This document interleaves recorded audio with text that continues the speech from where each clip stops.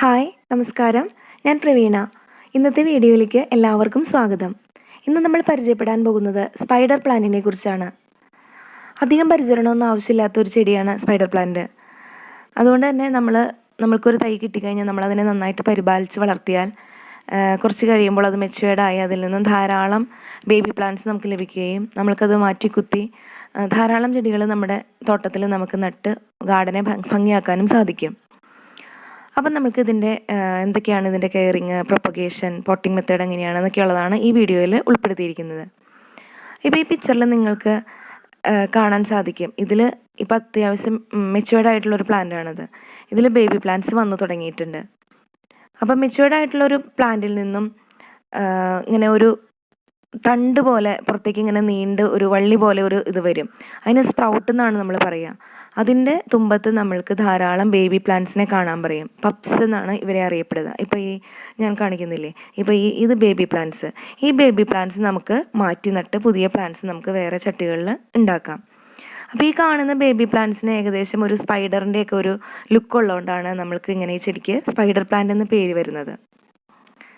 അപ്പോൾ ഇനി എന്തൊക്കെയാണ് ഇതിന് ശ്രദ്ധിക്കേണ്ടത്, ഇതിനെങ്ങനെയാണ് സൂര്യപ്രകാശവും അല്ലെങ്കിൽ വെള്ളമൊക്കെ എങ്ങനെയാണ് വേണ്ടതെന്ന് നമുക്ക് നോക്കാം.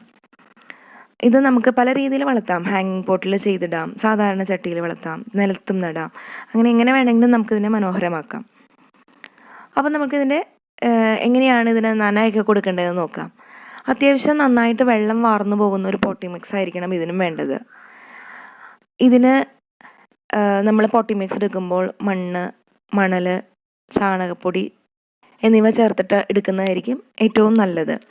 മണൽ കിട്ടിയില്ലാന്നുണ്ടെങ്കിൽ ചകിരിച്ചോറ് ചേർക്കാം. അപ്പം വെള്ളം നന്നായിട്ട് വാർന്നു പോകുന്ന ഒരു പോട്ടി മിക്സിലേക്ക് നമ്മൾക്ക് ഈ ചെടിയെ നട്ടു കൊടുത്തു കഴിഞ്ഞാൽ പിന്നീട് നമ്മൾ വെള്ളം ഒഴിക്കുമ്പോൾ ഇതിന് മിതമായ രീതിയിൽ മാത്രം വെള്ളം ഒഴിച്ചു കൊടുക്കുക.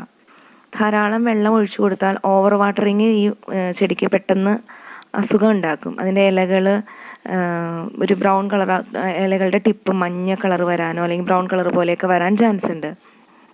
അപ്പോൾ അതുകൊണ്ട് വെള്ളം ആവശ്യത്തിന് മാത്രം ഒഴിച്ചു കൊടുക്കുക. പിന്നെ വെയിലിൻ്റെ കാര്യമാണെങ്കിലും ഒരു ഇൻഡയറക്റ്റ് സൺലൈറ്റാണ് ഇതിനും ഇഷ്ടം. ഡയറക്റ്റ് സൺലൈറ്റിൻ്റെ ആവശ്യമില്ല, ഒരു ബ്രൈറ്റ് ലൈറ്റ്. ഈ പ്ലാന്റിൽ പൂവുണ്ടാവും കേട്ടോ. നല്ല വെളുത്ത കളറിൽ നല്ല ഭംഗിയുള്ള ചെറിയ പൂക്കളുണ്ടാവും. ഇപ്പോൾ പൂവുള്ള സമയമല്ല, പക്ഷെ ഞാനത് മുൻപ് പൂവുണ്ടായിരുന്ന സമയത്ത് എടുത്ത ഫോട്ടോ ആണത്. അപ്പോൾ നല്ല രസമാണ് ഇതിൻ്റെ പൂവ് വന്ന് കാണാനായിട്ട്. ചെറിയ പൂവാണ്. അപ്പം നമ്മൾ എങ്ങനെയാണ് ഇതിൽ നിന്നും ഈ ബേബി പ്ലാന്റ്സ് കട്ട് ചെയ്ത് നമ്മൾക്ക് എങ്ങനെ പ്രൊപ്പഗേറ്റ് ചെയ്ത് നടാം എന്നൊക്കെയാണ് നമ്മളിപ്പോൾ ഇനി നോക്കുന്നത്. ഇപ്പോൾ കണ്ടോ, ഈ സ്പ്രൗട്ടിൽ പപ്സ് ധാരാളമുണ്ട്. ചില ചെടികളിൽ ധാരാളമായിട്ട് നിൽക്കുന്നത് കണ്ടിട്ടുണ്ട് കേട്ടോ, ഇങ്ങനെ ബേബി പ്ലാന്റ്സ്. എൻ്റെ കയ്യിൽ അത്രയ്ക്ക് തിക്കായിട്ട് വന്നിട്ടില്ല, ഇങ്ങനെ ഒറ്റയ്ക്കായിട്ടാണ്, പക്ഷേ ധാരാളം വരാറുണ്ട് പലപ്പോഴായിട്ട്. അപ്പോൾ അതിൽ നിന്ന് നമ്മൾ ഓരോ ചെടികളായിട്ട് കട്ട് ചെയ്തെടുത്തിട്ടാണ് നമ്മൾ പുതിയ പോട്ടിലേക്ക് നട്ടു കൊടുക്കുന്നത്. ഇപ്പോൾ ഇതുപോലെ ചെറിയ വേര് അതിൻ്റെ തുമ്പത്ത് വന്നിട്ടുണ്ടാവും. അത് നോക്കിയിട്ട് നമ്മൾ ബേബി പ്ലാന്റ്സ് കട്ട് ചെയ്തെടുക്കുക. എന്നിട്ട് നമ്മൾക്ക് വേറെ പോട്ടിലേക്ക് ഇവ നട്ടു കൊടുക്കാവുന്നതാണ്. അപ്പോൾ ഇങ്ങനെ കട്ട് ചെയ്തെടുക്കുന്ന ബേബി പ്ലാന്റ്സ് നമ്മൾ വേറെ ഒരു ചട്ടിയിൽ നട്ടു കൊടുക്കുമ്പം അത് പിന്നെ വളർന്ന് വലുതായി അടുത്ത നെക്സ്റ്റ് ജനറേഷൻ ആവാനായിട്ട് കുറച്ച് സമയമെടുക്കും. നമുക്ക് അല്ലാണ്ട് പെട്ടെന്ന് തന്നെ വീണ്ടും നല്ലൊരു ഇത് വേണമെന്നുണ്ടെങ്കിൽ ഇപ്പോൾ ഈ ചട്ടിയിൽ തന്നെ നമ്മൾക്ക് അതിൻ്റെ അടിയിൽ നിന്ന് ധാരാളം ചെനപ്പുകൾ വന്നിട്ടുണ്ടാവും.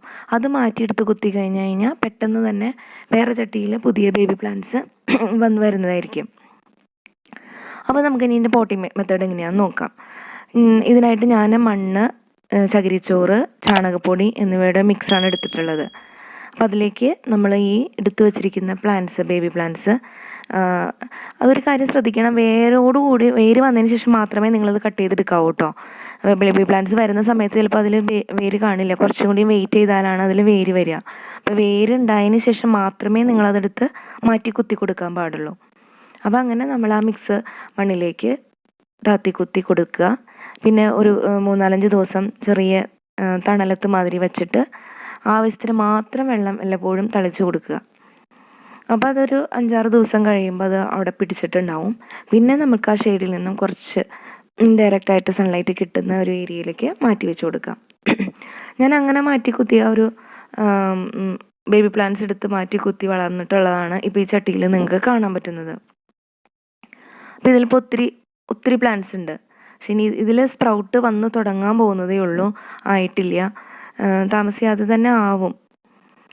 ഈ സ്പൈഡർ പ്ലാന്റ് പല കളറിലുണ്ട് കേട്ടോ. ഇപ്പോൾ എൻ്റെ കയ്യിലുള്ളത് സെൻറ്ററിൽ നല്ല ഗ്രീൻ കളറും രണ്ട് സൈഡിലും വൈറ്റ് കളറും ആയിട്ടുള്ളതാണ്. ഈ ഗ്രീനിൽ തന്നെ വെറൈറ്റി ആയിട്ട് ഇതിപ്പോൾ ഒരു ലൈറ്റ് ഗ്രീൻ മാതിരിയാണ്, ഡാർക്ക് ഗ്രീൻ വരുന്ന ടൈപ്പും ഉണ്ട്. അപ്പോൾ അത് പല രീതിയിലുണ്ട്. അപ്പോൾ ഇങ്ങനെ മാറ്റി കുത്തി ഞാൻ പലപ്പോഴായിട്ട് ബേബി പ്ലാന്റ്സ് എടുത്ത് മാറ്റി കുത്തിയിട്ടുള്ള ചട്ടികളൊക്കെയാണ് ഇപ്പോൾ നിങ്ങൾ കണ്ടുകൊണ്ടിരിക്കുന്നത്. അപ്പോൾ ഇതിൽ നിന്നും ഇതൊരുവിധം നിറഞ്ഞു തോന്നുമ്പോൾ കുറച്ച് വലിയ ചട്ടികളിലേക്ക് മാറ്റി നട്ടുകൊടുത്താൽ അവർക്ക് വേണ്ട സ്പേസ് ഉണ്ടാവും. അപ്പോൾ കുറേയും കൂടി നന്നായിട്ട് വലുതായിട്ട് വളർന്ന് കിട്ടും.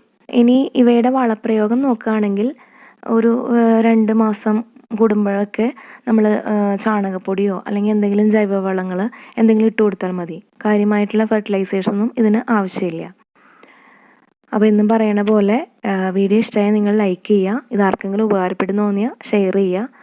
പിന്നെ നിങ്ങൾ മറക്കാണ്ട് കമൻറ്റ് ചെയ്യാനും ശ്രമിക്കുക. ഇനി ഇതാരെങ്കിലും സബ്സ്ക്രൈബ് ചെയ്യാണ്ടാണ് ഈ വീഡിയോ കാണുന്നതെങ്കിൽ ദയവേത് സബ്സ്ക്രൈബ് ചെയ്യുക. Okay, thank you. ഒരു കാര്യം പറയാൻ വിട്ടുപോയി. ഞാൻ ന്യൂ ഇയറിന് വിഷ് ചെയ്തതിൻ്റെ ഒപ്പം ഒരു പാട്ട് പാടി യൂട്യൂബിൽ ഇട്ടിട്ടുണ്ട്.